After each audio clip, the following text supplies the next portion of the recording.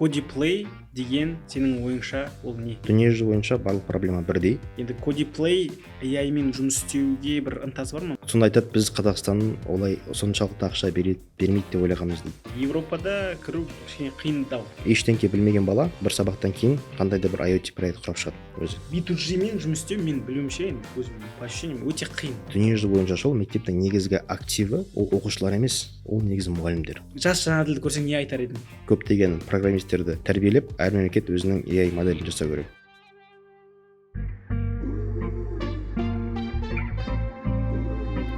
Инвестдала by EA Group.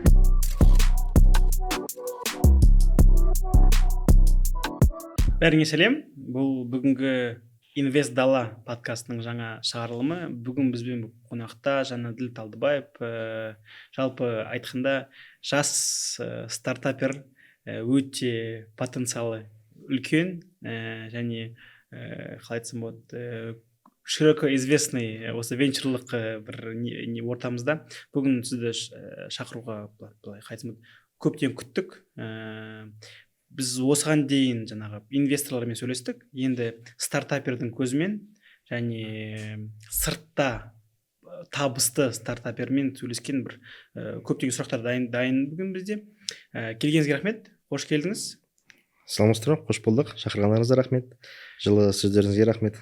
Жалпы Инвестдала деген подкасттың бір ең бастысы бір қағидасы ол Қазақстанда венчур және IT туралы жеңіл және түсінікті түрде жеткізу, және бұның бір главный аджендасы, бір мақсаты 10 мың, 100 мың адам қараған өзін, бірақ бір жасөспірім осыны көріп, бір ынта алып, бір мотивация, бір келешекте бір жетістік жетсе, сол мен үшін бір жетістік деп ойлаймын. Қазіргі осы подкасттың бір құндылығы сол. Және сол үшін жалпы бізден сұрайтыным бүкіл өміріңізді, венчур карьераңызды, жалпы стартапыңызды жеңіл түрде және өте түсінікті қылып түсіндірсеңіз. Енді бірінші мен бір сұрақ интервью ретінде емес, бір талдау ретінде бір басасақ, мысалы мен білуімше сіздің бұл Codiplay екінші стартапыңыз. Стартапыңыз, бірінші стартапыңыз Казмедикор. Сосын екі стартап туралы және бір өзіңіз білуіңізше, өзіңіздің пайымдауыңызша түсіндіріп бере аласыз ба? Жақсы. Айта кетсем, жаңа айтқан сөздеріңіз жайлы, подкаст жайлы өте дұрыс деп есептеймін. Сөздеріңізбен де келісем. Өйткені өзімізде стартап енді бастап жатқан кезде көп нәрсені осы подкасттарды көріп үйренетінбіз. Қандай да бір ақпаратты осы подкасттағы кейіпкерлерден олардың айтқан сөздерін тыңдап, пайымдап, бір өзіміз ақпарат алып отыратынбыз. Ал қазір өзіміз енді сол орынға келіп, сондай пайдалы ақпаратпен бөліскен өте дұрыс деп ойлаймын. Дұрыс. Ал енді Казмедикор жайлы айта кетсек, ол медициналық платформа. Мен оны Кореяда студент болып оқып жүрген кезде бірінші бастадым. Мен бірінші жобам болды. Оның пайда болған себебі, мен Кореяда оқып жүрген кезде біздің университетте стартап центр болған. Сол стартап центрға біз өзіміздің осы Казмедикор жобамыздың идеясын тапсырған болатынбыз. Ал ол идея қалай пайда болды десеңіз, сол мен Кореяда оқып жүрген кезде атам сырқаттанып ота жасау керек болды. Сол кезде мен Кореяға шақырып, ол кезде Кореяның медицинасы әлем бойынша өте әйгілі, бірінші орында деп айтуға болады. Сол кезде өзім іздестіріп, қандай ауруханалар бар, бағалар қандай екенін бәрін қарастырып, атамды достарымызға айтып, осы Кореяға шақырайық деп ұсынған болатым. Сөйтіп Кореяға келгеннен кейін өзім жанында болып, осы медицинаны ішінен біле бастадым, қалай бәрі болады екен. Өте жақсы ем алып, үйге қайтқаннан кейін біршама уақыттан кейін менің анам да кішкене сырқаттанып, ол кісіден де мен Кореяға шақырдым. Ол уақытта енді тағы да тереңірек зерттей бастадым. Негізі медициналық туризм деген не екенін, қандай, мысалы, бір аурухананың бағасы $10,000 болса, екінші аурухананың бағасы $7,000. Оның айырмашылығы неде екенін, яғни сервис және де басқа да көптеген переменный деп айтамыз ғой, соған бағаға әсер тигізетін әртүрлі элементтер бар. Солар зерттегеннен кейін негізі медицина бойынша өзім көп нәрсені түсініп сол кезде ауруханаға да жұмысқа тұрдым мен өзім переводчик ретінде. Сол жақта. Иә. Сөйтіп жүрген кезде анам жақсы, ол да емді жақсы алып, отасын жасап, аман есен үйге қайтқаннан кейін көптеген туыстардан, әке шешем достарынан осындай хабар келе бастады. Кореяға барайық деп жатырмыз, осындай емхана дұрыс тауып бізді күтіп алсаң деген сияқты. Сөйтіп туыстарға қалай жоқ деп айтасың. Әрқашан өзім барып, сабағым болса да сұранып, аэропортқа барып кісілер күтіп алып жүретін. Сөйтіп туыстарда, әкешем достарда өздерінің бір рахметін деп тиындарын қалдыратын. Студентсің ғой. Иә, студентсің ғой деп, жанымызда болғаныңа рахмет деп. Сөйтіп жүргенде ойыма келді, бұл негізі жақсы жоба болады деп. Өйткені мен өзім аурухананың ішінде болып жұмыс істеп жүріп процесті түсіндім. Мысалы Қазақстаннан Кореяға келу үшін қандай қадамдар жасалатынын бәрін түсінгеннен кейін, соның негізі қалай жеңілдетуге болады. Қалай мысалы науқастың ауруханаға бірінші хабарынан бастап, оның ауруханадан қалай жауап алуын, соның бәрін үрдістерін көргеннен кейін, сол үрдістерді тездетіп, мысалы бір адам қазір хабарласса, оның жауабы 3-4 күннен кейін келеді, 5 күнге дейін барады. Өйткені бірінші оның мысалы анкетасын, сауалнамасын корей тіліне аударады, одан кейін дәрігерге береді. Дәрігер оның өзінің қандай ота керек екенін жазғаннан кейін соны санау керек, отаның бағасы қанша болатынын. Сол үрдістің бәрі бірнеше күн алатын. Біз соны платформа арқылы жеңілдетсек деген сондай ой келді. Егер платформада мысалы booking.com бар ғой, сол сияқты егер бәрі дайын тұратын болса, база данных немеден ауруханадан сол базаны алып, дұрыстап информацияның бәрін сәйкестендірсек, онда науқастар платформа арқылы өздерінің ақпаратын жібергеннен кейін, сол ақпарат дәл сол дәрігердің компьютеріне түсіп, дәрігер өзінің қандай ота керек екенін жазатын болса, аурухананың базасынан бағаны қоя салуға болатын еді. Түсінікті тілде, иә? Иә. Сол, орыс тілде. Мысалы, орыс тілінде емес, қазақ тілінде жазса, біз соны корей тілінде автоматты түрде аударып, яғни жаңағы Google перевод ретінде емес, ал әр сөздің аналогы бар ғой корей тілінде. Өте жақсы, мағынасы дұрыс аударма ретінде біз аналогтық аудармамен жасаған болатынбыз. Сол ауруханаларға ұнады, және де осы үрдісті тездетті. Соны біз идеяны біздің университетте, Ханьян деген университетте оқып жүрген кезде стартап центр болды. Ол кезде жылына 30 стартап жинап, өткізіп, соларға өзінің қолдауын береді университет. Ақшалай береді, офис береді, және де менторларын береді деген сияқты. Соның бірінші, соның 10-15 лек соған біздің команда өтті. Иә, соған өтіп, біз ең бірінші және жалғыз шетелдік команда болдық. Оған дейін тек қана кәрістер ғана беретін сол жобаға. Сөйтіп қолдап алып, университеттен сөйтіп стартапымызды бастап кеттік. Керемет. Мысалы, енді бастадыңыз, сіз проблеманы көрдіңіз. Сен десем бола ма? Иә. Жақсы. Бастадың, көрдің, мысалы, проблема емес қойын, мұқтаждық бар. Иә. Қазақстаннан сол кездері Инстаграмнан көп болып кетті ғой, бір жаңағы сбор ашады, потом отчетность деген сияқты жаңа. Сол жерде мысалы қайтсам болады, олар өздері хаотично қимылдайтын, мысалы ауырып жатыр, қиын сәт, олар бәрі жүгіреді, қалтасынан бәрін береді, жүгіреді. Ол жақта кім бар, кім жоқ, түсініксіз, помогайкалар жүреді, мысалы, білмейсіз қандай. Сол сіздер келдіңіздер, бір түсінікті платформа, бәрі түсінікті, личный кабинет, условно жасауға болады. Бір күшті бір қайтсам болады, андай мұқтаждықтан пайда болған бір шешім. Оның соңы қалай болды? Ол неге оны? Сол біз ауруханамен жұмыс істеген кезде, негізі ауруханаға да әр науқасты оның ақпаратын қарастыру, оны жүргізу, ол да бір қандай да бір ресурстар алады аурухана. Біз сол ресурстарды экономияға үнемдей алатын сондай бір шешім бердік. Ауруханаларға ұнады, қолданды. Біз қазіргі таңда 70-тен астам, Кореяның 70-тен астам ауруханасымен жұмыс істейміз, Турциямен жұмыс істейміз, және де басқа да мемлекеттермен жұмыс істеп жатыр. Казмедикур платформасы. Ол әлі Казмедикур қазір жұмыс істеп жатыр. Өткен жылы 2023 жылы ол орталық Азияның ең үздік медициналық платформасы болып саналды. Кореяның Korean National Korean Tourism Organization деген бір мекемесі бар осы туризм бойынша. Соның туризмнің есебі бойынша біздің Казмедикор платформа ең үздік платформа саналды. Керемет. Менің просто оқығаным бойынша бірінші стартап болды дегеннен мен ойымда қойды. Енді келесі стартап. Қойған кезіміз болды пандемия кезінде. Біз оны 2018-де бастағанбыз.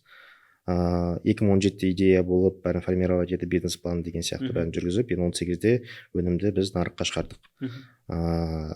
Сол кезден бастап 2 жылдың ішінде біздің платформа арқылы науқастардың саны 1000-нан асты. Біздің платформа арқылы ауруханаға баратын науқастардың сандары. Және де біз Сеул мен Инчон 2 қаланың әкімшілігімен серіктестікке отырып, олардың представитель деп атайды ғой, солар орталық Азияда. Сіздер орталық Азия, Қазақстан ғана емес, бізде Россиядан да, Украинадан да. Атын өзгерттіңіздер ме? Жоқ.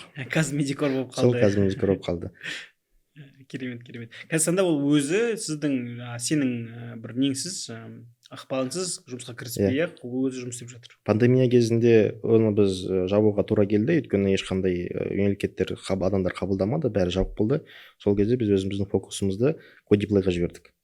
Ал енді пандемия бітіп, граница ашылғаннан кейін қайтадан сол Казмедикорды жалғастыра бастадық. Пандемия кезінде біз команданы ешқайсын шығармай, сақтап, күтіп отырдық. Өйткені біз ол кезде білген жоқпыз пандемия қашан бітетінін, не бітеді отырып, сөйтіп командасын бәрін жалғасын беріп, сақтап отырдық. Өйткені біз ойладық, пандемия біткеннен кейін енді адамдардың бәрі Кореяға емге кетеді деп. Сол үшін граница ашылған күні біз сол айда науқастар қайтадан жібере бастадық. Бірақ Codeplay өте қатты дамып, өте үлкен жоба болып кеткеннен кейін мен Codeplay'де қалдым да, Казмедикордың командасына мен өзім бердім. Бірақ жаңағы бір учредительдердің бірі болып? Мен қазір акционермін, ол жерде мажоритарный, бірақ жұмысына кіріспеймін. Өзінің командасы бар, өзінің стратегиясы бар, өздері нарыққа жақсы қазір шығып жатыр. Мен тек қана бір болады ғой, серіктестер, бизнес бойынша басқа да бір достар болса, Кореяға барамыз деп еді, сол кезде немесін беріп, скидкасын беріп, бонусын беріп деген сияқты сондай кезде пайдаланады. Негізі уже жаңағы неде, қайтсын болады, пассивті түрде. Казмедикор туралы айтқаныңызға рахмет. Енді Codeplay туралы келсек, мысалы, Казмедикордың туындауы бір идеясы маған кәдімгі қайтсын органический болып тұр. Сіз оқыдыңыз, сондай бір отбасылық жағдай болды, көрдіңіз, мұқтаждық пайда болды. Енді Codeplay'ға келді. Ол мен түсінуім бойынша ол параллельно болды ше? Ол сол негізі Казмедикордың арқасында пайда болды. Айтып кетсең. Мен осы Казмедикорды жасап жүрген кезде IT өнім, бірақ мен өзім IT-шник емеспін. IT не екенде дұрыс білмеймін ол уақытта. Өзіміз қандай да бір мобильді қосымшаны немесе веб-платформаны қолданамыз ғой. Соның ойымызда қандай да бір тәсілдер бар. Қандай да бір проблеманы осындай веб-платформа арқылы немесе бір IT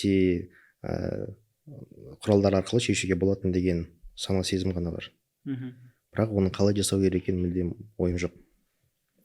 Идея пайда болды, Казмедикордың команда жинадым. Біздің университетте IT факультетке барып, бірінші этажға барып, бірінші қабатында бізде кофешоп болатын, кофейня, сол жерде отырып, студенттердің бәрін шақырып, өзімнің идеямды айта бастадым осы Казмедикор жайлы. Маған өйткені IT-шнер керек, өзім түсінбеймін. Сөйтіп 100 шақты адамды өткіздім, сөйлестім. Соның ішінен 8 адам таптым. Өйткені менде ол кезде ақша жоқ, ресурс жоқ, айтып бірдеме қылып, идеяны сату керек. Болашақты сатамыз деп айтамыз ол кезде біз. Неге стартаперлердің ең мықты қасиеттерінің бірі осы болашақты сата білу керек. Сөйтіп 8 программист таптым, бізбен бірге жұмыс істейтін. Бірақ өте 8 адам негізі керек жоқ екен бізге. Кейіннен түсіндік, 3-4 адам болса жеткілікті болушы еді.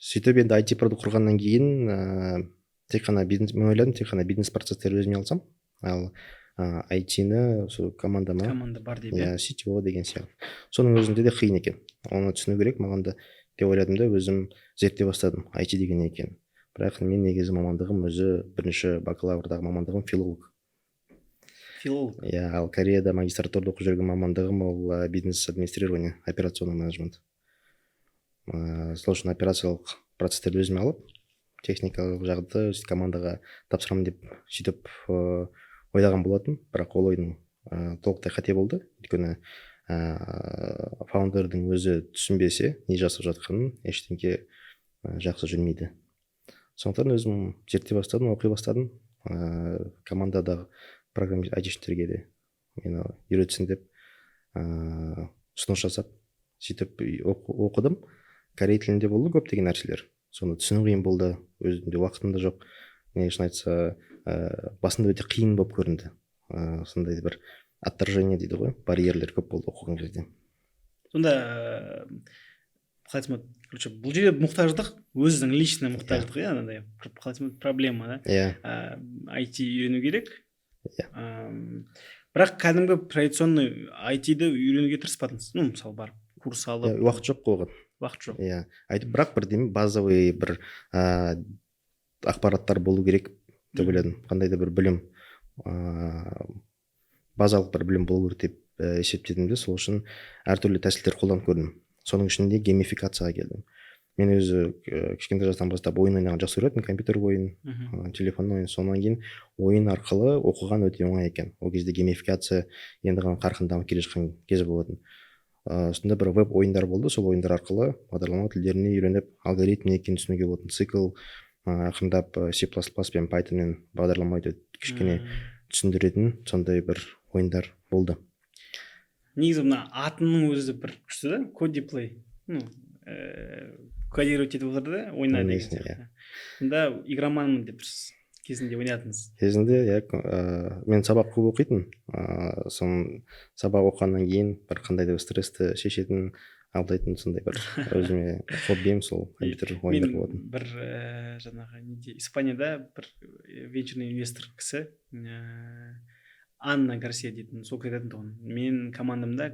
игромандар деп неге деп сұраймын ғой енді не үшін десем олар андай нені problem decision'ды жақсы шешеді дейді дота ойнайтын балалар жинап алған неге деп мен сұраймын ғой неге деймін тез ойланады дейді да тез ойланады бірақ менің оларға деген жаңағы нем менің жаңағы функциям оларды өсить бір жұмыста отырғызу жұмыс істету өйткені олар жаңағы не көңіл ауса береді деп сол жаңағы ойын дегеннен бастап тұр енді кодиплейді бастадың точнее ойын арқылы сол жерде кім болды CTO жаңағы өзің ал енді осы өзің проблемамды түсінгеннен кейін менде бір үлкен оқып жатқан кезде бір үлкен өкініш болды мен неге осының бәрін мектепте бастаған жоқпын деген сияқты мектепте егер мен осыны оқи бастасам мен қазір сол IT мамандығын таңдаушы едім деген ойым пайда болды және де менің көптеген туыстарым балалары мектеп бітірген кезде маған хабарласып қандай мамандыққа жіберуге болады деп өзінің сол сұрайтын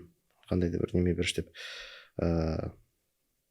совет қалай еді кеңес қандай да бір кеңес берші деп сол кеңес сұрап хабарласатын соның бәрін айтатын IT таңдаңдар деп ал енді осы өзім өкініш пайда болғаннан кейін мен ойладым басқа да балаларда сондай өкініш бар шығар деп басқа да адамдарда өйткені мысалы біздің мектебімізде ондай IT-ді оқытатын жағдай болған жоқ ешқандай информатика сабағында біз тек қана сол Counter Strike ойын ойнап отыра беретінбіз негізі информатика деген пәннің атымен болған жоқ сол проблема негізі бізде Қазақстанда ғана емес сол Кореяда да сол проблема бар екен яғни информатика сабағы бар бірақ қалай IT-ге қалай осы цифрлық дағдыларға үйрететін тәсілдері онша жоқ контент жоқ өйткені осы IT білім мысалы математика немесе физикамен салыстырғанда олар бірнеше ғасыр бойына енді ғой мектептік бағдарламаға ал IT деген нәрсе ол енгеніне бір 5 жыл структура жоқ иә физикада мысалы бірінші термодинамика механика деген сияқты көшіп бар бұл жақта структура жоқ және тез дамып келе жатыр иә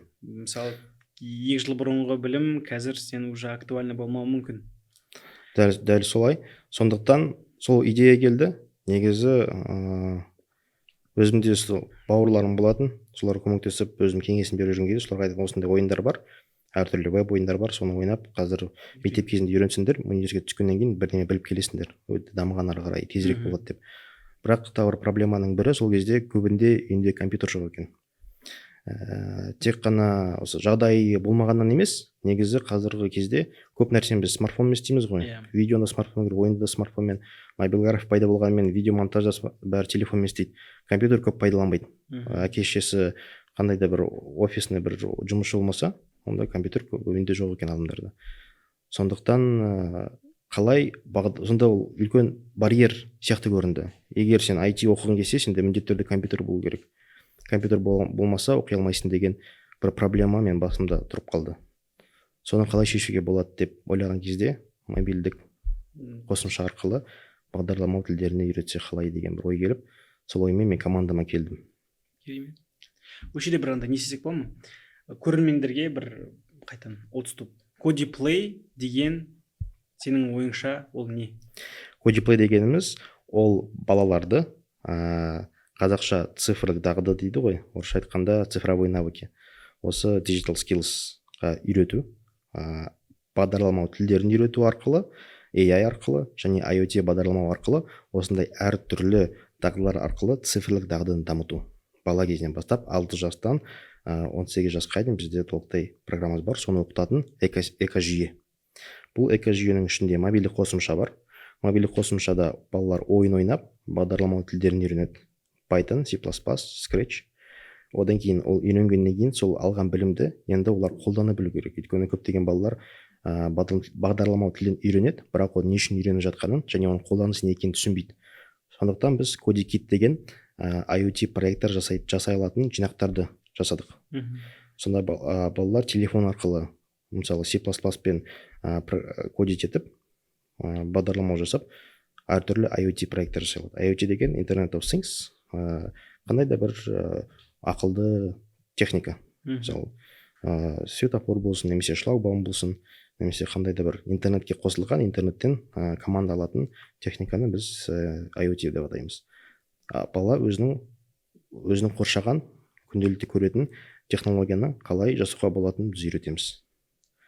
Және де ең басты проблеманың бірі мұғалімдер үйрететін бізде платформа бар, CodeTeach деген. Сол платформа ішінде бірінші мұғалімдер өзінің оқу бағдарламасын өтіп, одан кейін ары қарай балаларды үйретеді.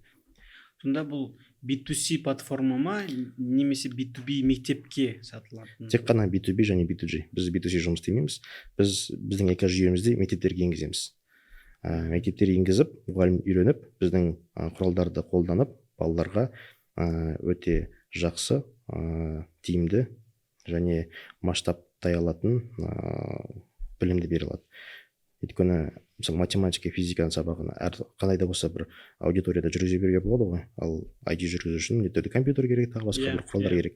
Енді біз соның проблемасын шешіп, ешқандай құрал жабдықсыз біздің құралдар ғана қолдана беріп, қай жерде болсын, қай аудиторияда болсын IT сабағын жүргізе алады. Қазір енді цифрға көшсек. Қазір Қазақстанда мысалы қанша мектеп CodePlay бағдарламасын қолдануда? Негізі CodePlay қазір 10 мемлекетте 300-ден астам мектептері қолданып жатыр. 300-ден астам 10 мемлекетте. Мемлекеттерді айтатын болсақ, ол Оңтүстік Корея, Индонезия, Қазақстан, Өзбекстан, Әзербайжан, Англия. Қазір біз Сауд Арабиясына ендік, Араб Әмірлігі және Африкада Зимбабве мен Ангола осы қыркүйек айынан бастайды. Сонда проблемалар бүкіл мемлекетте осындай бірдей? Дүниежүзі бойынша барлық проблема бірдей. Оны мысалы Всемирный экономический форум бар, және қандай да басқа мықты форумдар мен аты әйгілі әртүрлі исследование жүргізетін мекемелер бар ғой. Солардың зерттеулердің нәтижесі бойынша, мысалы 2025 жылдан бастап 50%-дан астам қазіргі жұмыс орындарының барлығы осы цифрлық дағдыны қажет ететін болады. Сол үшін міндетті түрде оны мектепке енгізу керек деген сондай нәтижелер бар, бірақ мектепке енгізе алмай жатыр әлі де. Өйткені инвестиция көп керек, яғни әр жерде компьютер болу керек аудиторияда. Екінші проблема ол контенттің жетіспеушілігі, және де әлі дұрыс нәтиже жоқ. мысалы 1-ші сыныптан 12-ші сыныпқа дейін қыз балаларды үйрету керек дейді, бірақ балаларды бағдарлама тіліне қалай үйрету керек екенін тек қана енді ғана жасап жатыр контенттің бәрін. Робототехника деген сияқтылар қазір еніп жатыр. Соның өзінде ол жүйелі емес. Көптеген шешімдер ол қандайды бір сағатты, мысалы бір 60 сағат немесе 100 сағат қана қамтиды. Ал оны оқу үшін мысалы математика 1-ші сыныптан бастап 11-ші сыныпқа дейін оқып саты бойынша үйретеді ғой. Соның сияқты curriculum, яғни оқу бағдарламасы болған жоқ. Біз сол оқу бағдарламасын жасадық. 1-ден 11-ге дейін, және бүкіл қажетті құралдардың бәрі баланың телефоны. 1-ден 11-ге дейін. Иә. 1-ден негізі Қазақстанда орталық Азияда 1-ден 11-ге дейін, басқа мемлекеттерде 1-ден 12-ге дейін. Оны бір педагогтармен отырып құрдыңыз ба, немесе бір IT мамандармен? Мұнда бізде екі мәселе бар. Біріншісі ол IT жағы, яғни software, hardware деген сияқты. Екіншісі ол академ жағы, академикалық, ол яғни контент. Оқу бағдарламасын бізде мұғалімдер жасайды, және де университеттің профессорлары жасайды. Бізде KAIST университетінің профессорымен бірлесіп, KAIST деген Корея бойынша номер 1-ші университет, және де мысалы Назарбаев университетінде де бізде үлесін қосып жатқандар бар. Яғни біздің оқу бағдарламасын ол толықтай осы саласының мамандары жасайды. Керемет. Ал оның енді сол контентті қалай жеткізу керек екенін, соның оңай және жақсы тәсілдерін біз Codify мобильді қосымша софтвер және хардвер арқылы шешеміз. Сонда негізі бізде өнімді 2-ге бөлуге осылай болады. Сонда былайша айтқанда толық құрамда жаңа академика жағынан, жаңағы вовлечение, жаңағы клиент келтіру жағынан осы мобильдік арқылы. Сонда бір мектептен мысалға, хотя бұл мен сұрағым, мен былай сұрағым қойғым келді, мысалы 1000 оқушы бар, 1000 оқушының қаншасы қолданады? Енді получается мектеп сабақ болғаннан кейін ол бәрі бұл optional емес қой. Факультативдік. Факультатив. Иә. Ол негізі мектепке байланысты, және де мұғалімдерге байланысты. Қандай да мемлекеттерде мұғалімдердің атағы өте жоғары, және де мектепте өзінің қандай құрал қолдану керек екенін және қалай баланы оқыту керек екенін өзі біледі. Өзі шешім бойынша қолдана беруге болады өзінің сабағында. Қандай да бір мемлекеттерде, мысалы Кореяда солай, мысалы Англияда да. Ал егер Қазақстан сияқты немесе Өзбекстан сияқты мемлекеттер айтсақ, мұғалімдердің күші оншалықты мықты емес. Тек қана мемлекеттің айтқаны бойынша жүру керек. Керек деп айтсаңыз жасайды, керек деп емес десең, маған идақ жұмысым көп деген. Сол үшін егер мұғалімде біздің құралдар қолданғысы келеді, бірақ қолдана алмайды, мемлекеттен қандай да бір рұқсат керек десе, біз мемлекетпен сөйлесіп, сол рұқсатын алып береміз. Яғни өзіміздің бағдарламамызды жіберіп, экспертизасын өтіп, рекомендациясын аламыз мемлекеттен. Аккредитация алуға болады. Енді сіздердің жаңа подходында былайша B2B болғандықтан, B2G деп алып, B2B деп айтайын. B2B, B2G. Иә, B2G мектеппен келсе, содан кейін керек болса, мектеппен мысалы қара B2B деп айтын. И сол жерде B2C-де маған түсінікті. Одновременно 100 мемлекеттен алу оңай. Ал B2B-де 10 мемлекет болу, значит, ол әр мемлекетке барып өзінің продажи, өйткені ояқта кішкене ұзақтау процесс. Сонда қандай стратегия? Әр мемлекетке барып өзің жүріп келсесің ба, немесе сол жерде бір офис, жаңағы местный партнерлар іздейсің ба? Біз көбінде местный локальный партнер арқылы барамыз. Қандай кірген кезде. Және де біз мемлекетке өзіміз кіріп, өзіміз барып, сондай мемлекетке барып былай сатып тырыспаймыз. Біз көптеген осы мемлекеттерге кіре алған мүмкіндіктеріміздің барын біз форумдарын таптық. Әртүрлі, мысалы BET деген Англияда өтетін дүниежүзі бойынша ең мықты образовательный технологиялардың, білім технологияның форумы бар, конференциясы. Сол конференцияға қатысып, өзіміздің өнімдерімізді презентация жасаймыз, Codify'дың. Сол жерден запростар келеді. Яғни мектептерге қандай да бір контентті сатып жатқан мекемелерден, қандай да бір компаниялардан запрос келіп, солармен сөйлесіп, оларға енді локализация жасап, солай кіреміз. Дистрибьютор арқылы. Ал енді өзіміз тікелей барып кіретін мемлекеттер бар. Ол Қазақстан, Өзбекстан, Оңтүстік Корея және Сауд Арабиясы мен осы MENA елдерінде біз өзіміз тікелей кіреміз. Дистрибьюторсыз өзіміз барып. Ал енді басқа мемлекеттерге кірген кезде мысалы Африкаға да қазір біз қыркүйек айында бір командамыз барады. Ол қалай жүретінін осы Африканың Зимбабвенің мысалымен айтып берсем болады. Мысалы хабарласады, Зимбабведе осындай Codiplay деген біз өнімді көрдік, естідік. Сауд Арабиясында бір мектепте біз воркшоп жүргізгенбіз. Сол жерде сол мектепке сатып жатқан қандай да бір компания сол мектепке басқа бір нәрсе сатып жатады, қандай бір контент немесе басқа бір технологиясын. Codiplay-ді көреді, ұнайды, бізге хабарласады. Сол айтады, бізде Африкада осындай мектептер бар, өте керек деп есептейміз деп. Олармен сөйлесеміз, және де ол бәрімен келіскеннен кейін біз командамыз жібереміз. Бізде International Sales командасы бар. Ол кезде барып, презентациямыз жасап, воркшоп жүргіземіз. Воркшоп жүргізіп, бір мектеп таңдаймыз. Мектепке барамыз да воркшоп жүргізгеннен кейін мектепте көреді, мұғалім де көреді, оқушылар да айналысып көреді, және де сол дистрибьюторлерді көреді нәтижесін. Бір сабақтың ішінде ештеңке білмеген бала бір сабақтан кейін қандай да бір IoT проект құрап шығады өзі. Соның бәрін көреді де вау эффект көреді. CodiKitті қолдана отырып. Сондай ештеңке IT деген не екенін білмеген бала бір сабақтың ішінде қандай да бір проект құрып шығады.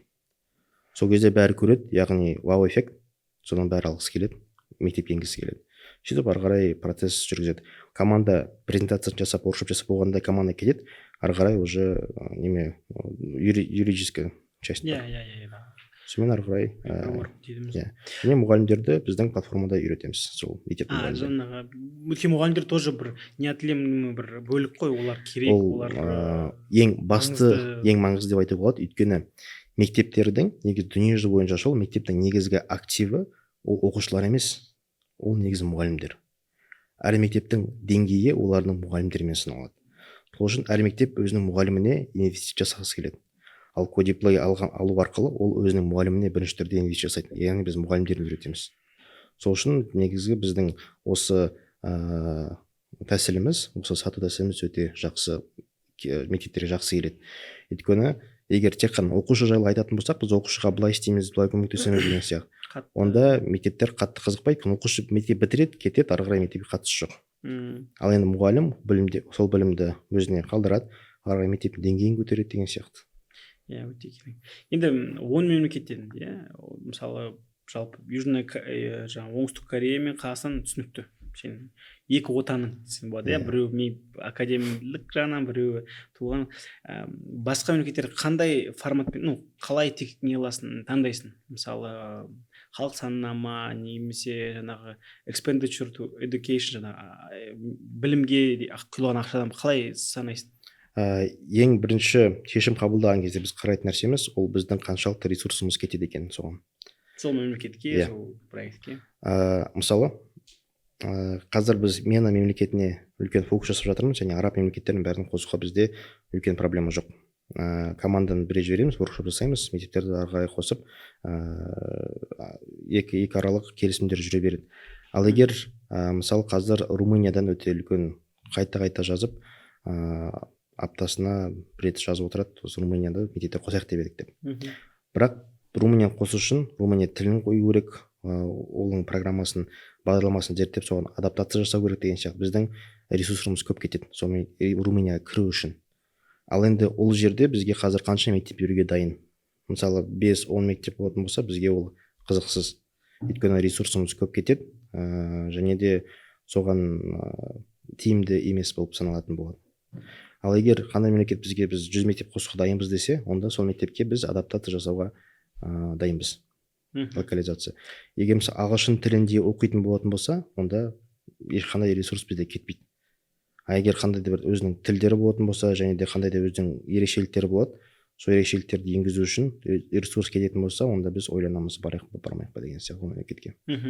Сонда енді менің білуімше, түсінуімше, мысалы Европада кіру кішкене қиындау. Өйткені жаңа жалпы юридический түрде қарасаң, жаңа визамен немен, мысалы Мина бізге жақынырақ. Қазіргі таңда бізді ол қалай айтсам болады, юридический плюс идеологический біз жақынбыз шамалы, бізге бүйтіп аспаннан қарамайды дей ма, қалай айтсам болады жаңағыдай.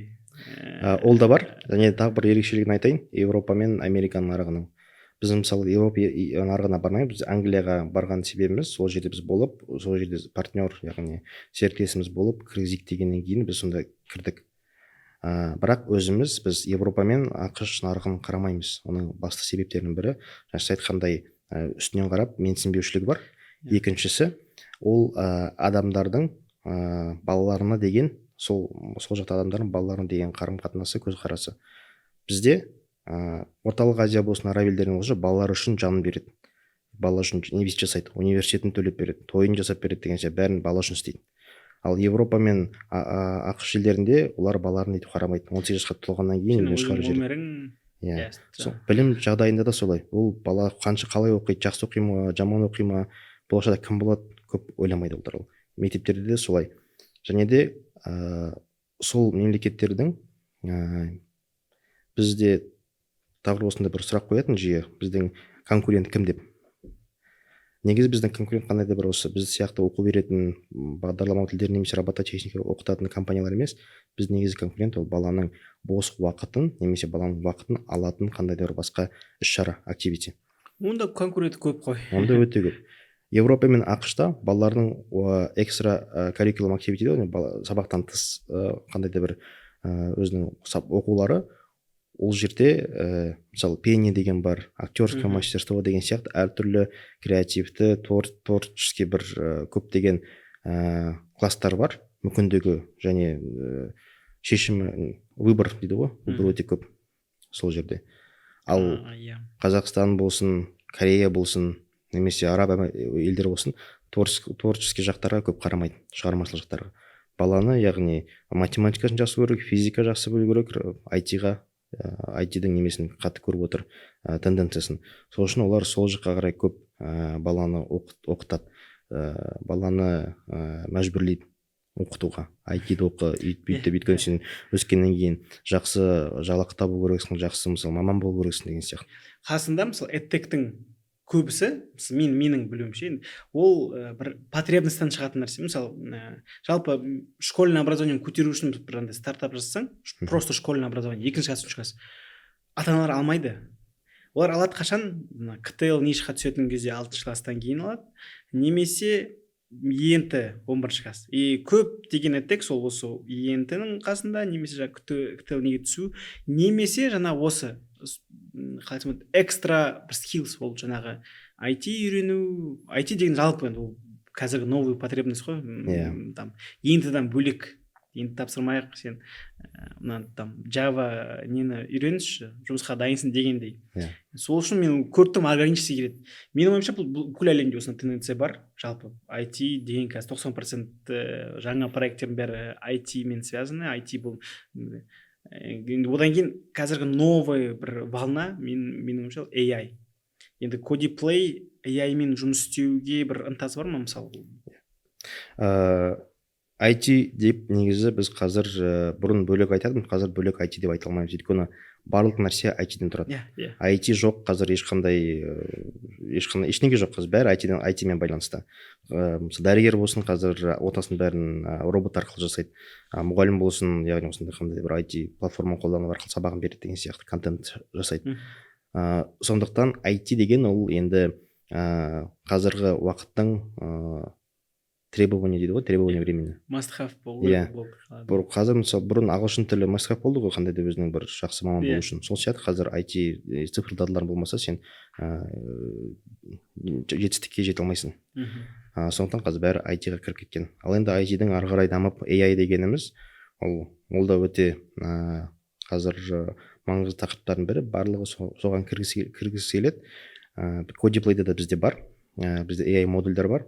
Біздің кодекит жинақтарымыздың ішінде face recognition мен voice recognition модульдері бар, яғни балалар мектеп жасынан бастап AI-ды бағдарламалауға үйренеді, яғни жасауға, және де соларды қолдануға үйренеді. Дұрыс, қалай қолданып, қандай оның мүмкіншіліктерін барын мектеп жасынан бастап үйренетін болады. Ал енді AI тағы менің бір ойым бар.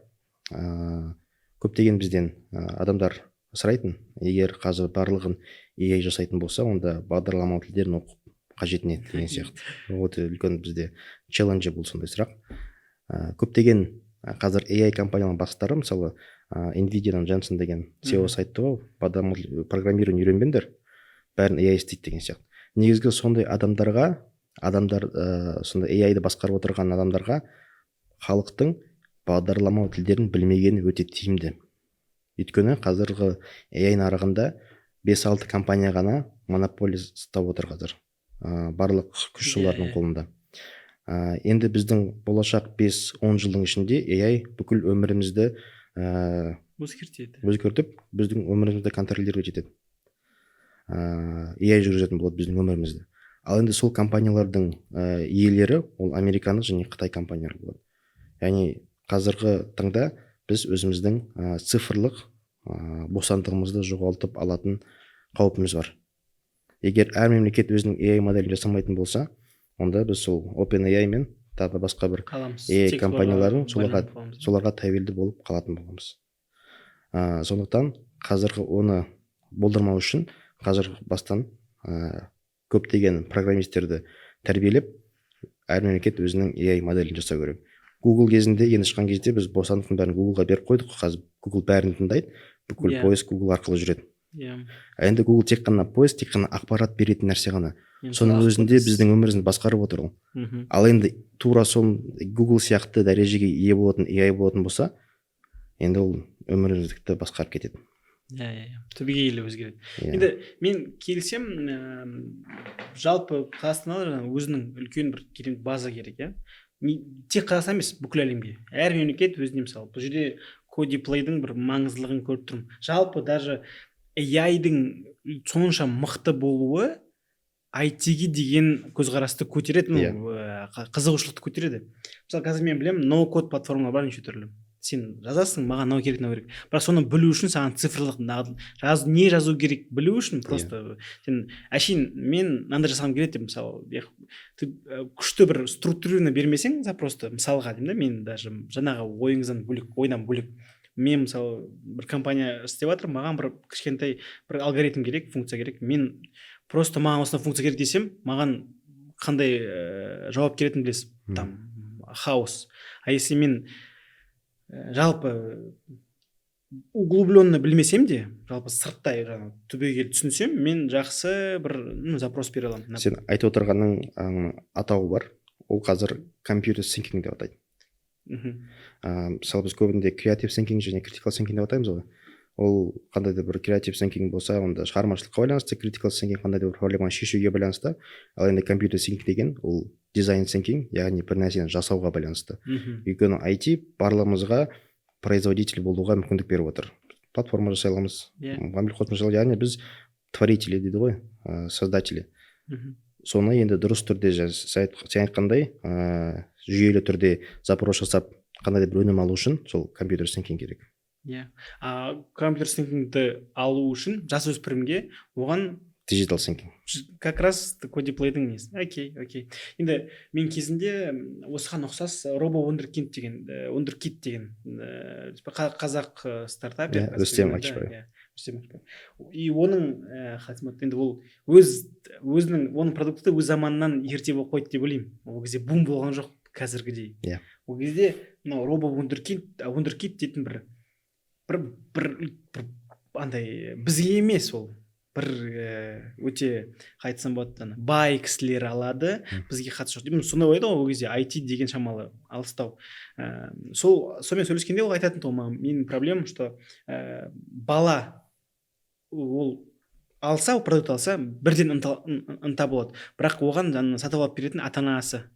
Одан мектепке ол барып сата алмайтын тұғын моменте, өткені ол қымбатта мектепке алу үшін, ал өткені тек күніне бір мезгіл қолданса болмайды, ол үйінде тұру керек, қолдану керек деген сияқты. Ол кезде ода мысалы Codeply сияқты бір механизм болған жоқ, сату механизмі, мектепке барып, кішкене ода хардверный не ғой енді, ол программирование емес, тек роботпен ойнап, ынта беру. И соның айтуы бойынша енді қазіргі заманда менің робо-вундеркидті мен басқаша істейтін едім дейді, более софтлый, программа ретінде, что кішкентай бала ол телефон арқылы ойнап отқан кезде он мог что-то программировать дейді. Дәл осы кодиплейға келіп тұр. Мне кажется, андай стартаптың бір қалай айтсам болады, жетістікке жетуі көптеген формулалар ғой, ол командадан бөлек. Даже командаң супер бәрі гений болғанның өзінде ол есе өзінің бір уақытында тайминг болмаса немесе там көптеген факторлар бар ғой, енді бір кездесіп қалу. Соны менің ойымша кодиплейде жақсы бір келіп тұр. Негізі Рүстем жайлы айтқанда, Рүстем біздің кеңесші болған. Кеңесші болды ма? Иә, біз кодиплейді енді ғана идеяны дамытып годикетті шығарған кезде наборларымызды, сол Рүстем бір күні Қазақстанға келіп біз кездескен болатынбыз. Өзінің проектін көрсетіп, көптеген ақыл алған, өйткені бізге ол рол модел болды ғой.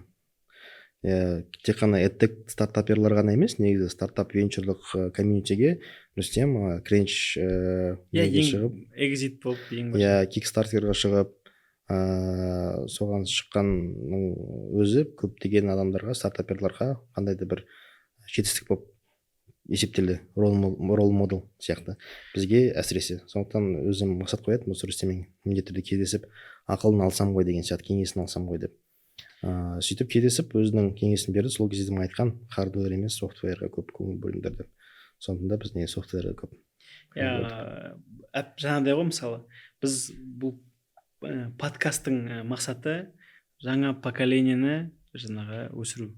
Енді Рүстем бұрынғы поколение деп айтпаймын, енді жалпы бірақ кезінде жасап кеткен да. Ол андай ғой, кумулятивный жинақы эффект. Ол бастап кетті. Ол өзінің жаңағы ошибкаларын жасады, мысалға да. Енді қазір сол біліммен жасаса, мысалы бұл одан да биік жететін еді да, мысалға. Енді менің ойымша келесі поколение, сенен кейін поколение одан да биікке жету керек. Сол үшін мысалы барлығымыз қалай айтсам болады, тырысып жатырмыз. Әрине. Мысалы біз енді ғана кодиплей жасап жатқан кезде әлі ситқа дейінгі деңгей болған кезде естіп жатасың ғой, қандай да бір стартап инвестиция тартты деген сияқты. Ол уақыттарда мысалы 3-4 жыл бұрын 200 мың, 500 мың доллар деген өте үлкен ақша болып көрінетін. Потом біз келдік, 2 миллион доллар ситта тарттық. Ол кезде де бәрі вау деп үлкен сума болатын. Қазір преситта олар 1,5-2 миллион тартып жүр стартаптардың. Яғни деңгейі өсіп келе жатыр. Өйткені прецедент бар. Ол немеге ұқсайды да, бір ауыл бар Қазақстан оңтүстік жағында. Барлығы неме бойынша чемпион, армрестлинг бар ғой. Сол бойынша, сол Қазақстан оңтүстік жағында, Шымкент жақта ғой деймін. Барлығы сол жерден шыққан, сол ауылдан шыққан жігіттердің бәрі армрестлинг бойынша чемпион болады. Чемпион бола береді. Соны зерттейді, ол неге олай болды деп. Сөйтсе, балалар қарайды ғой. Мысалы, жанында өскен бір жігіт досы чемпион болса, онда мен де боламын деген сияқты ең басты уверенность пайда болады. Ол білет, ол жетімді, қол жетім нәрсе екен. Сол үшін сенеді, сенгеннен кейін тырысады, тырысқаннан кейін нәтиже болады. Сол сияқты бізде де Қазақстанда осы венчурный сферада жетістіктерге толы болатын болса, оны барлығы көреді, соған тырысады, және де оған ең басты сену керек қой, ең басты. Мидағы бір нені алып тастайды ғой, барьерді. Мен жете алмаймын, маған қатысы жоқ, ол ана Америка, менікі жаңа осы деп отырмайды ол уже. Қайтсам, біз енді кішкене өзімізге сену қиындау бізге басында. Ты ойлайсың, ол андай қалай айтсам, бұл ментально, мне кажется, андай өзіңе не бересің, жеңіл. Это не потому, что мен жұмыс істеген жоқпын, а потому что олар бөлек, оларға возможность көп. А когда сен көресің, сен сияқты, ол тоже мектепте оқыған, сен сияқты дәл сенікіндей мектепке барып жүрген, жаңағы жолы бірдей адам жеткенде сен ойлайсың, болады. И намысқа тырысып жаңағы через итерация, жаңағы ошибка, не өте прям қалай айтсам болады, менің ішкі оптимизм өте көп. Өйткені жыл сайын стартаптар көп, жаңа сен айтасың, даже сидовый стартаптар уже там 1,5 миллион, 2 миллион алып, оған көңілі толмай, маған дұрыс бермеді деп ол. Мысалы да маған айтады да, келіп көптеген қазіргі ақша тартып инвестор жатқан стартаптар айтады, біз негізі кодиплей, менің білімше ең алғашқы осы 2 миллион доллар инвестор тартқан стартап болған, яғни осындай үлкен ақша Қазақстанның нарығына. Сонда айтады, біз Қазақстан олай соншалықты ақша бермейді деп ойлағанбыз дейді. Қазақстанда ондай ақша жоқ деп ойлағанбыз дейді. Стартапперге 1 миллионнан 2 миллион деген тіпті ойға сыймайтын. Яғни Қазақстанда стартап 2 миллион доллар инвестор тартылады деген ойға сыймайтын нәрсе болатын. Сол үшін ешкімде ондай аппетит жоқ. 2 миллион доллар береді деп ешкім сенбейді. Ол қай жылы болған? ол өткен жыл болды. Өткен жылы июльде жаптық біз раундты. Сол уақытта қазір келіп айтады жатыр, сол біз $2 миллион Қазақстанның нарығы стартапке $2 миллион құюға дайын, ақшасы бар деп, барлығы соған көз жеткен кезде олар да сол ақшаны сұрай бастады. Одан да көбін сұрай бастады. Біз жаңа EA Ventures'те біз 2 сделкаға кіргенбіз, 2021-де 22-де. Тоже 2 миллионнан болған, бірақ ол бізде не публичный сделкалар болды да. Біз паркурға кірдік Америкаға. Біз қайтсам болады, тоже шыны керек венчурлық әлемнен келмедік. Біз больше инвестиция private equity'ден келіп, және де өзіміз это 2 миллиондық инвестиция, мне кажется, по слишком оптимизммен берген немен ше. Мысалы қазір енді дайынбыз, қазір уже бере аламыз. Қазір стартаптарда там қайтсам болады. Сол кезде біз 2 миллион берген кезде бізге бәрі айтатын тұғын. Вы что, сумасшедший, жаңа сендер қалай ол деп. Өйткені парадигма тұру уже. Сен Қазақстанда ол сен 300 мың, 500 мың уже. Және Қазақстан қол ақшаны қайда ұстайсың, қайда жібересің деген сұрақтар болады. Бізде стратегия бойынша сыртқа паркурдың несіне экспозициясына бердік қой. Жалпы жыл сайын өзгеріп жатыр. Мен мысалы бүгін кезінде Чоконың командасын сөйлескенде олар айтады да, кезінде біз бастаған кезде кәдімгідей ештеңе болған жоқ дейді да. Бізде просто максимальный мануал ол андай интернеттен бір теория, как структураны қалай жөндеу керек. Мысалы қазір енді қайтсам болады, жақсы ғой. Мысалы сенен бір бастапшы бір стартапер саған шығып, мен мысалы командамда осындай нәрсе болып жатыр, мен не істей аламын. Мысалы сен өзіңнің білімің айтасың.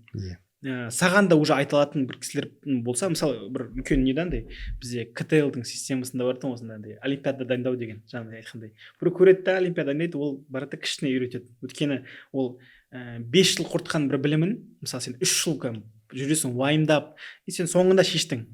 Сен барасың айтасың, ол тұрады да бір айдың ішінде оны түсінді. Шыны керек, оптимизм көп айтқандай. Енді жаңағы айтып жатыр ғой, сен сделка көтердің 2 миллион деп. Сол туралы бір андай айтып берсең, roadmap, сен компания бастадың, Косметикорды бітірдің, Кодиплой бастадың. Сөйтіп басында сен менің білуімше, сен өзіңнің жеке ақшаңды құйып компания бастадың. Сол туралы өзің айтып берсең. Бізде Кодиплойды бастырған кезде Косметикор болды ғой. Косметикор өте жақсы ақша келетін ол уақытта. Кодиплойдың табысы $1 миллион асатын. Содан кейін сол сол ақшаның барлығын алып, біздің кезде маржа жақсы болды, сол сервистік бизнес қой. Сол ақшаның бәрін біз Кодиплойға жұмсайтынбыз. Бұл кезде басында көп финанс қажет болған жоқ, яғни продукт жасау деңгейі. Сол үшін өзімізді жақсы сезіндік, яғни инвестиция қажет болған жоқ. Және біз көптеген грант ұтып алдық. Кореядан грант ұтып алдық, Қазақстанның Казинновейшн грант алып, Назарбаев университетінің Нуристан грант алып деген сияқты. Толық гранттың суммасы 200 мыңнан 300 мыңға дейін жетті әр уақыттарда. Сол үшін ондай көп сумма қажет болған жоқ. Бірақ пандемия кезінде барлығы жабылғаннан кейін Косметикордың тоқтап қалды, табысы болмай қалды. Бірақ бізде автопарк болатын, командамыз бар деген, айлық немесе көп операциялық шығындар көп болатын. Бірақ оны жабу керек болды, табыс жоқ. Сондықтан Косметикор жабылды, енді Кодиплойға ақша жоқ. Ақша болмай қалды. Сондықтан пәтерімді саттым, машинамды саттым, қолда не бар, соның бәрін сатып Кодиплойға жібердім.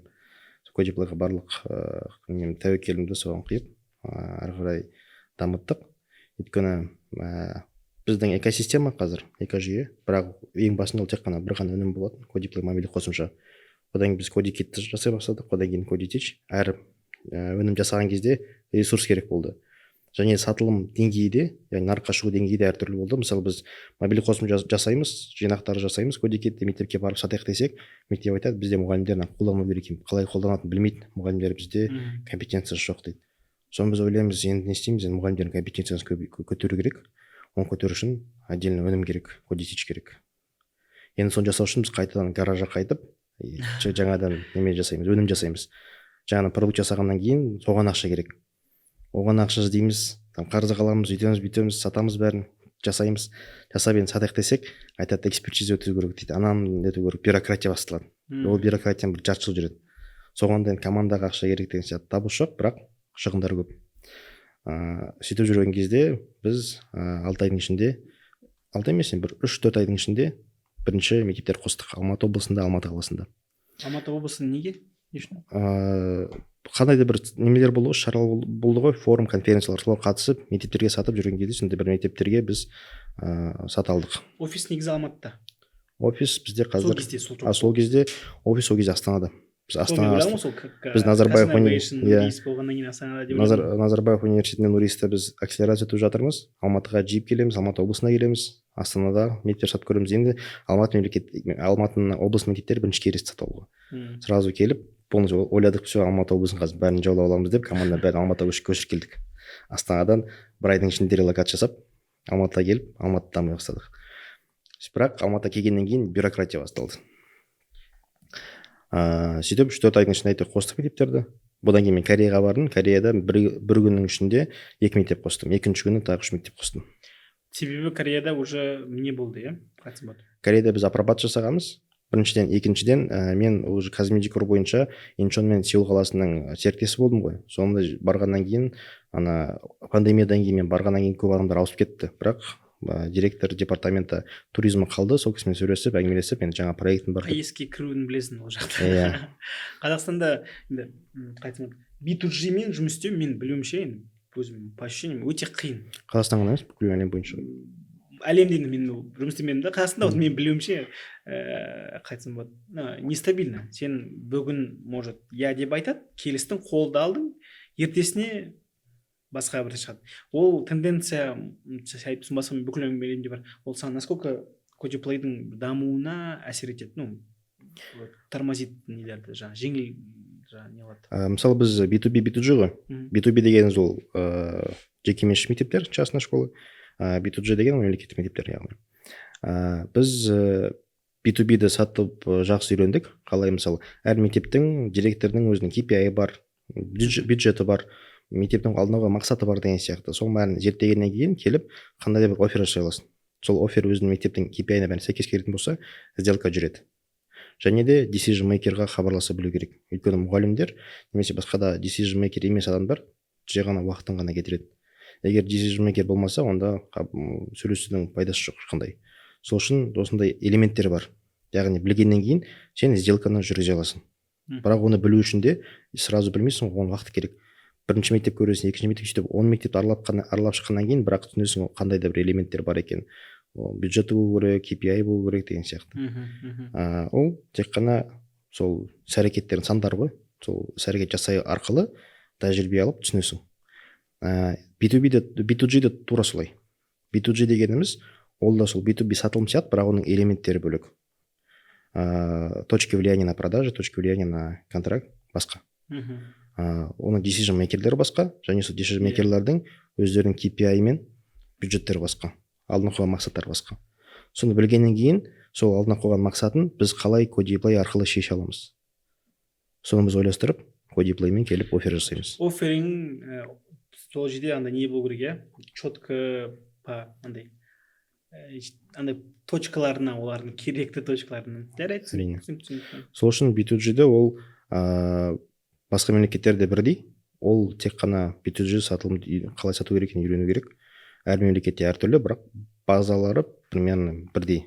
Яғни мектептің проблемасы қандай, мемлекеттің проблемасы қандай екенін түсініп, сол проблеманы біз Кодиплей арқылы қалай шеше алатынымыз барып ұсыныс жасаймыз. Сол арқылы біз мемлекеттерге сатуды үйрендік. Мысалы, өткен жылдары біз мектепте қосқан кезде әр мектепке барып, мемлекеттік мектеп болсын, бірінші мектепке барамыз, мектеп айтады, бізде осылардан рұқсат керек, осындай қағаздар керек дегеннен кейін біз барып солар жасай бастаймыз. Ол өте үлкен уақыт алады. Ал енді біз әр мектепке бармаймыз, біз мемлекетке кірген кезде қазір білім министрлігімен сөйлесеміз. Және де білім басқармасымен сөйлесеміз әр мемлекеттің. Біз мектептерге қазір бірінші қарым-қатынас жасамаймыз. Үстінен сөйлесіп, және де мектептерге воркшоп жасап көрсетіп, бәрін екеуін жалғастырған кезде ары қарай сделка болады. Decision makerмен бір сөйлесесіздер, содан кейін барып decision maker айтады, мынау қалай көмектеседі, менде осындай әр мемлекеттің өзінің бір политикасы және де өзінің алдына қойған планы бар ғой. Roadmap бар, vision бар, мысалы Сауд Арабиясында vision 2030 деген бар. Ол кезде digital skills өте үлкен орын алады.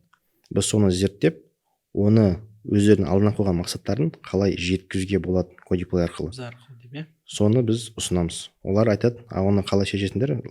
Осы идеяны түсіндік, концепцияны түсіндік, енді практикада қалай болады? Бізге мектеп беріңіздер, біз мектепке барып воркшоп жасаймыз, сіздер келіңіздер, мектеп қатыссын, мұғалімдер қатыссын, оқушылар қатыссын, сол жерде сіздер бәрін көріп, әрқайсысы өзіне пайдалы керек тұжырымдамасын, ақпаратын алып болады деп. Окей, рахмет. Енді мен сіздер продажа ма, сатылым, понятно, механизм бар. Енді раунд алдыңғы жылы көтердіңіздер 2 миллион, есе не болмаса, секрет болмаса, valuation 10 миллион болды. 10 миллион болды.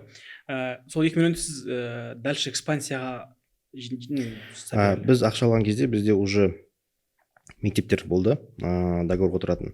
Біз негізі ақшаның барлығы бізге кодикеттің производствосына керек. Әр мектепке біз кодикетті мысалы берген кезде бір мектепке 50 немесе 100, бізде әртүрлі пакетчтер бар.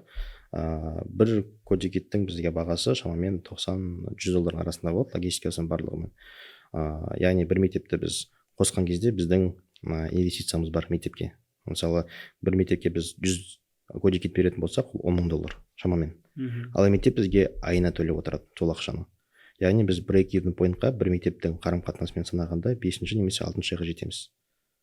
Жарты жылда өзіміздің ақшамызды қайтарып, одан кейін уже біздің табысымыз басталады. Және де біз жинақтарды ауыстырып отырамыз. Өйткені біз контентті өзіміз жасаймыз. Жаңа контент шыққан кезде оған жаңа модуль керек немесе жаңа сенсор керек. Оны біз жасап, сол мектепке толықтырып береміз. Өйткені біз набор сатпаймыз, біз контент қана сатпаймыз, біз софтвер сатпаймыз. Біздің өнімнің негізгі нәтижесі ол мұғалім өзінің сабағын жүргізе алу. Балаға тиімді білім беру. Сол білім беру үшін біз барлық нәрсені қамтамасыз етеміз. Енді мысалы 10 миллиондық раунд түсетіңіздер, примерно 2 миллион уже жаңағы. Келесі раунд менің ойымша, енді пайымдауымша, ол уже бір 2-3 есе көп болу керек. Өйткені 10 миллион кетті не бар, по расчетам. Енді оны бірақ сіз Қазақстанда енді жинау қиындау болады, менің ойымша. 30 миллиондық, 40 миллиондық раундта, менің ойымша. Ол жерде сіз инвесторден келесі этапта сол мемлекеттерден іздейсіз бе? Мысалы Сауд Арабиядан, өйткені жеңіл ғой, продукты көреді да, мысалы. Подкаст примерно қашан шығады? Примерно енді октябрь, сентябрь. Октябрь болса біз жинап болдық соған. Жаңа, негізі қазір айтып беруге болатын шығар, октябрьде шығатын болса. Егер қалатын болса, онда пока айтылмаймыз. Алып тастаймыз. Негізі біз қазір pre-A раундқа инвестиция көтеріп жатырмыз Мена елінде. Өйткені біз Саудияда 200 мектеп қосып жатырмыз, және де Африка елдері бар.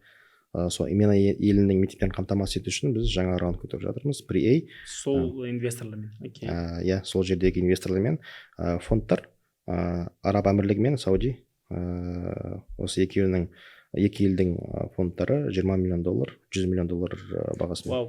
Вау. Ол енді шығатын кезде болмаса алып тастаймыз. 100 миллиондық раунд Қазақстанда болды ма екен до этого? Мен білмеймін. Өте қуанып тұрмын. Өте қуаныштымын. Керемет жаңалық. 20 миллионды ішінде қазақстандық фондтар болды ма? Жоқ.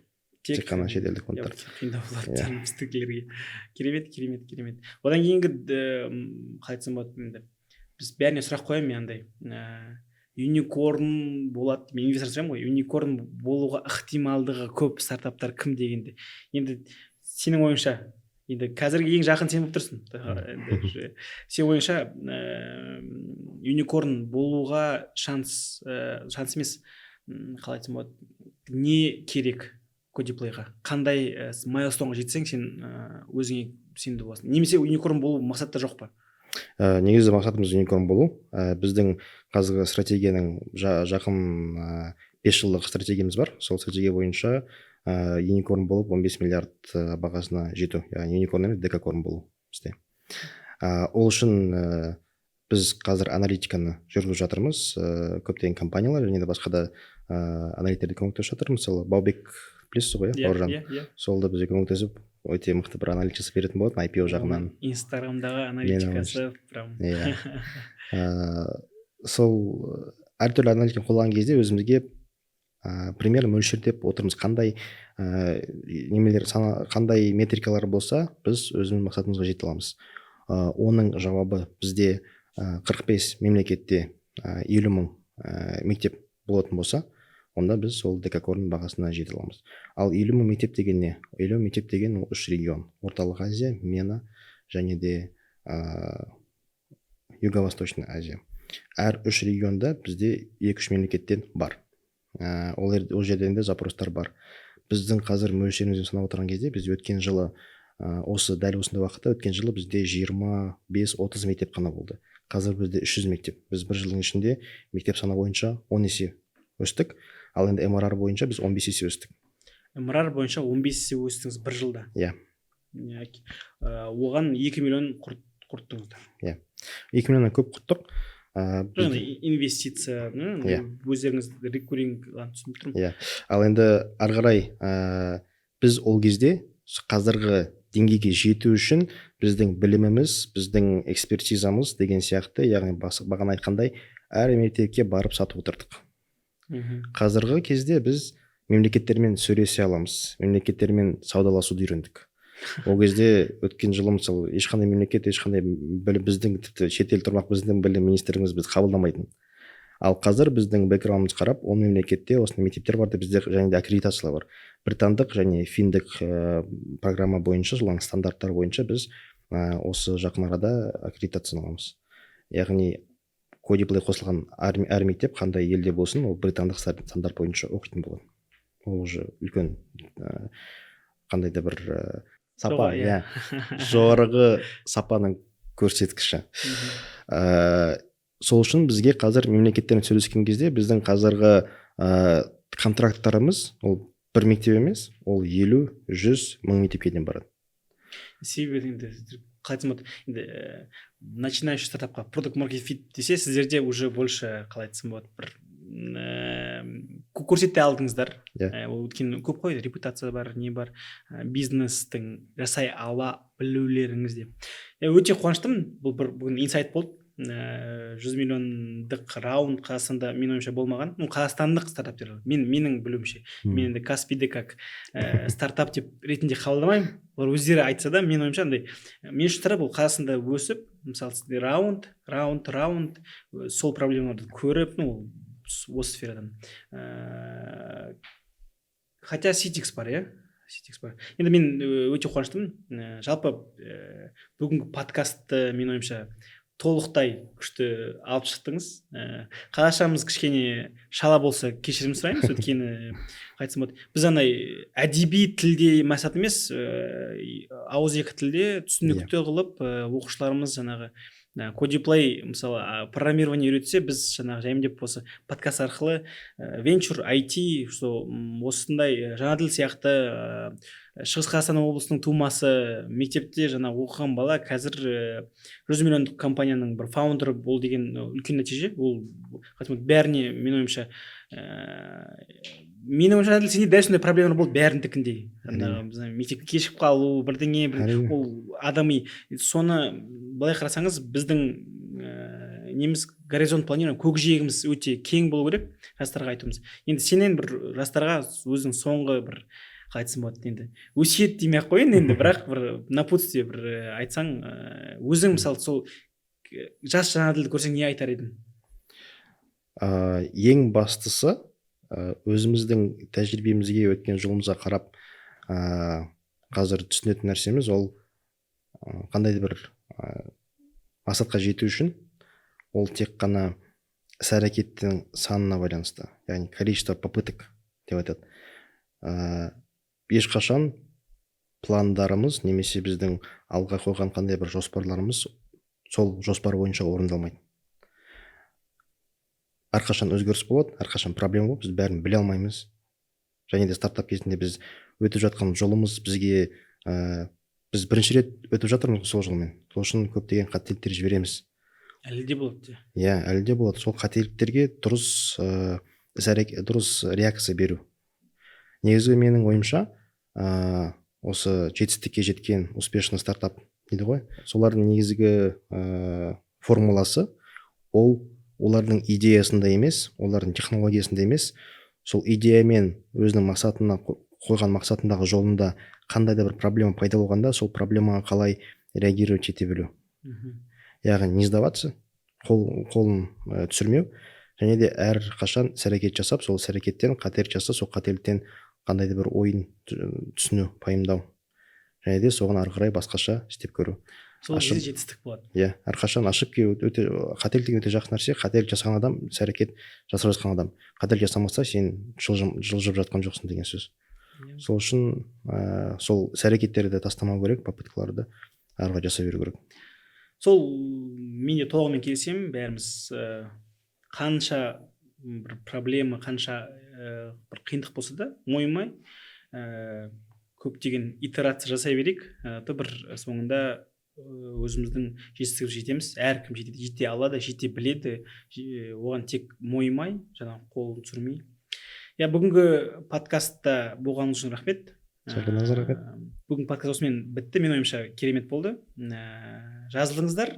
Біздің осы каналда көптеген қазақтың потенциалды юникорнның фаундерлері болса керемет. Келесі жолы кездескенше бәріңізге рахмет.